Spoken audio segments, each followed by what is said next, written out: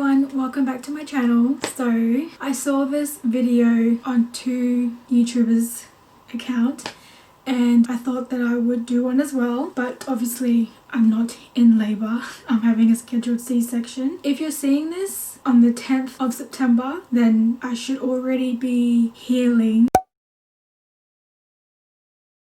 and all that after having a scheduled C-section the day before, which is the 9th of September. So that was the date that I had scheduled for my C-section. I got to choose that date, by the way. It was either the 9th, 10th or 11th. I wanted the 10th because I like even numbers, and also it happens to be my uncle's birthday as well, but it fell on a Thursday, so Idris and I didn't want that, so we ended up going for the 9th, which is a Wednesday, and that's the same day that both Idris and myself were born on.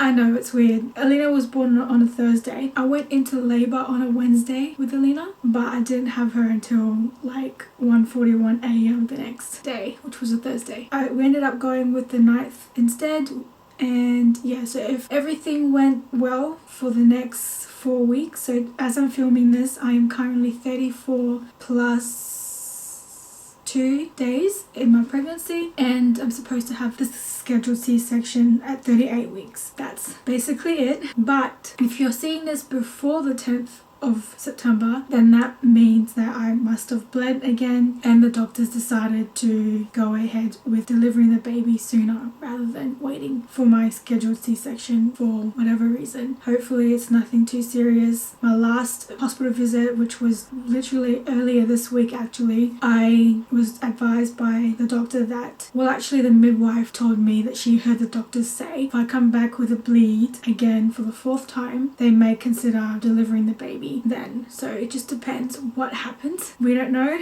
just kind of going with the flow now, trying to take it easy. I feel like I'm already like 40 weeks pregnant. Like I really feel exhausted, like out of breath, and my body is just so tired and sore, and just standing up for like even a second I just get instantly tired. I thought I would do this video. I don't know why, I guess I just wanted a video but anyway, I thought it was interesting. So basically I thought I'll just have a little chit chat, you know. I don't know, I've wrote some notes on here so I'm just gonna go through it. This kind of put me off on having any more kids after this, but it's all in God's hands at the end of the day. And you know, ask me again in a year's time if I want to have another one, because with Alina, after we had Alina, we both didn't want to have another one. Not because of the pregnancy, but because it's just so hard to have a child, and we only had one. But then a year after Alina turned 1, I wanted another one. So ask me again in a year's time if I want another one, but at this moment I feel like I don't want to have another one, especially if I'm going to have to be pregnant with 2 toddlers. So in terms of clothes, we didn't have to buy any clothes. Alhamdulillah, my mum has been great. She has bought a lot of the clothes for us. She did that with Alina as well. We didn't really buy Alina that many clothes. We'd only buy her some clothes sometimes, and when we do, it was from like Cotton On or H&M or Zara, like shops where my mum doesn't normally buy clothes from. My mum normally shops at like Kmart and W and Best and Less. Obviously we appreciate it. It's just that because she buys so much for Alina that she has too many clothes that she never gets to wear them all, because she goes out of them or we forget about them because there's just too many that we just bypass it all the time. But yeah, so she's helped with buying a lot of clothes for this baby as well. I told her try not to go too overboard. I've already got all the newborn clothes like washed and folded and put in the drawer already. Alina's, I pretty much would just wash all the clothes every time my mum sent some and then stored them away. But obviously because we had a whole drawer that was pretty much empty, so I was able to organize them by size. This time we don't have a lot of drawer space for this baby. He's sharing with his sister, so I pretty much only just washed the newborn clothes, and then when the baby's here and it gets close to him reaching the next size up, then I'll wash those and get them all ready to be worn when he goes into them. But yeah, she's been really great. She's always been great. That's just in my mum's nature. That's the way she likes to show her love,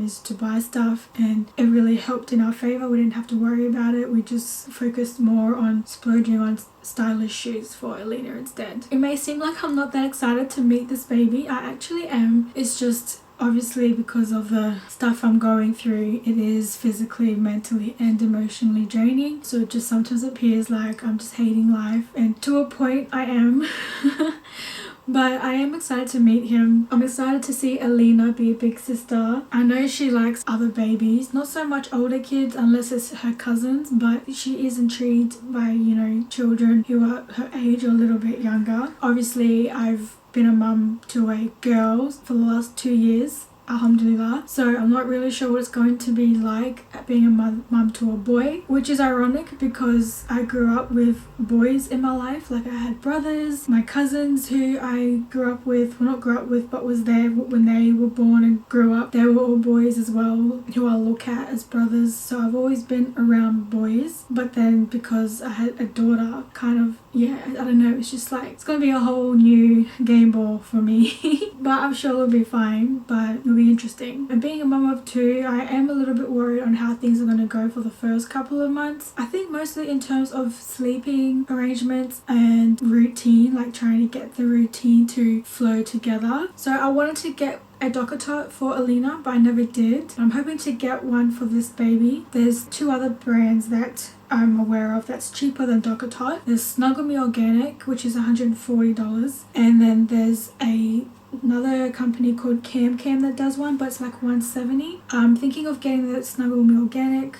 I don't know yet. I need to talk to Idris about it. I think it'll be beneficial. So I did mention that I am having a scheduled C-section and that I had a previous C-section with Alina. The difference between the two was that Alina was more of a emergency. I actually did try to go natural with Alina, but due to unforeseen circumstances, which is in my birth story, which I'll leave the link up here for you, and I ended up having to have a C-section. This one's more planned out.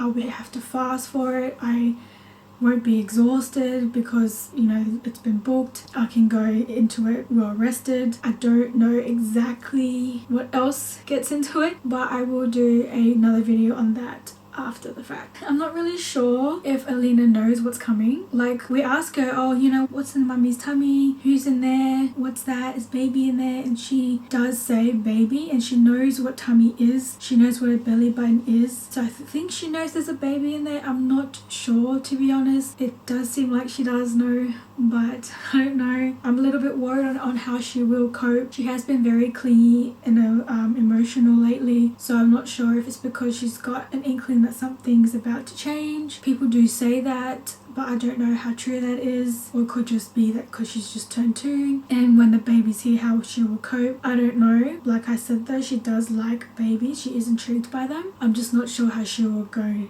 when this one doesn't leave. But I hope she will love the baby and not feel like she's any less loved. That's what I'm really worried about, because Alina's my baby. I've always wanted a girl, and you know, our first baby was a girl, so she's like my pride and joy.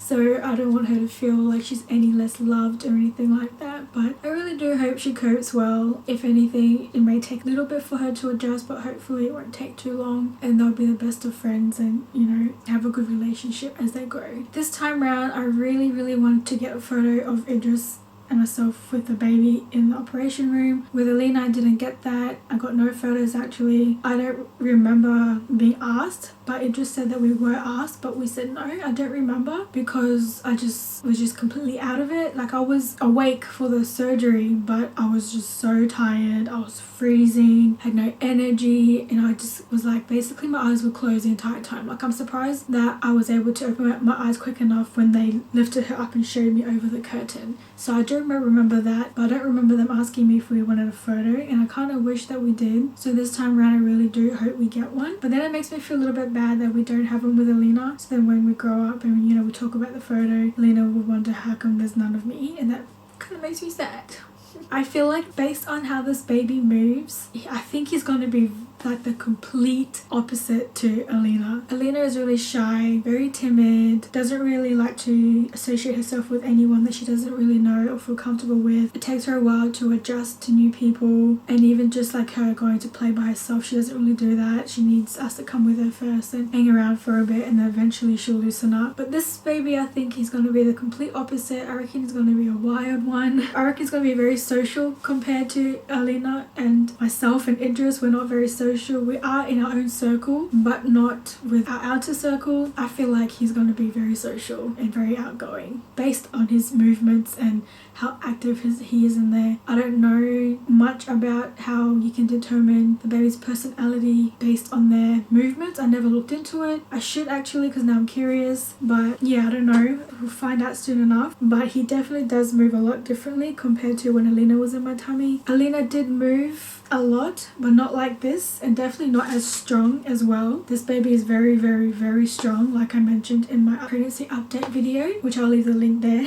for you. But yeah, it's gonna be interesting to see what he's gonna be like. In terms of visitors as well, with Alina, I didn't want any visitors in the hospital, only Idris, my mum, and my mother-in-law. My father-in-law could come too if he wanted to, but he never did, which is fine. I just didn't want visitors. However, my brother and sister-in-law did drop food off and they wanted to come in, so they came in as well for a little bit, but that was it. This time it will be the same, except for my mum won't be here. I prefer no visitors other than Idris and Alina and maybe my mother-in-law. And when we come home, last time with Alina, we were living with Idris's parents. Literally the day we came home, we had visitors, and I was so angry. Like, I literally was not expecting it. I looked horrible. I had leaked breast milk all over my dress and it smelled like breast milk, and I just was not happy on the day I got home. Seriously. But alhamdulillah, we're in our own house now, so we have control on who comes here. And I think, if anything, Idris's parents might come over. We haven't really discussed it yet, but if anyone is going to come over, I prefer they come once or twice max, and only immediate family. So that means just my in-laws, essentially. But then after that, I'd prefer that it would be just us for now, and just us four trying to, I don't know, like just get used to being a family of four, creating a routine that fits the baby and Alina, and yeah, just trying to adjust essentially. And that's kind of why I prefer that my mum didn't come this time either, although deep down I wish she was here, but I'd rather she come after when I've healed and we've adjusted into a new normal of four. So if you're seeing this, the baby is obviously already earthbound, inshallah. Also he's healthy and adjusting well into the world. And follow me on Instagram if you don't already. I would have uploaded a picture, probably not straight away, maybe until we get home. That's what I did with Alina. I didn't tell Instagram until I was home, so I may probably do the same. I don't know. Also, in terms of showing his face, I didn't show Alina's face until like after she turned 1. I may not be that strict with this baby, but I am thinking I will try and not show his features too much, like his face. I might just try and just avoid showing his face too much, especially on YouTube, just because of the evil eye. I've spoken that so many times, but if you get a little snippet of it, then cool. But if I can avoid it and hide it, I will, but I won't bother with the whole emojis like I did with Alina. I don't even show Alina's face on my Instagram feed, only in my stories and YouTube, which I will do the same with the baby. But for the first couple of months, or it just depends how I feel, I probably will try and just be cautious with that, because when they're newborn, anything can happen. Add the evil eye into the mix, just freaks me out. Yay, I can't wait. Like, I just want this pregnancy to be over. I want this baby out. Hopefully, inshallah he's healthy, and Alina loves him as much as we'll love him, and becoming a family of 4, which is so weird, but good, because like I said, I hate odd numbers, so we'll be an even number 4. I know I'm weird. Thanks for watching, and I'll catch you guys in my next video. Make sure you subscribe if you haven't already, and yeah, peace.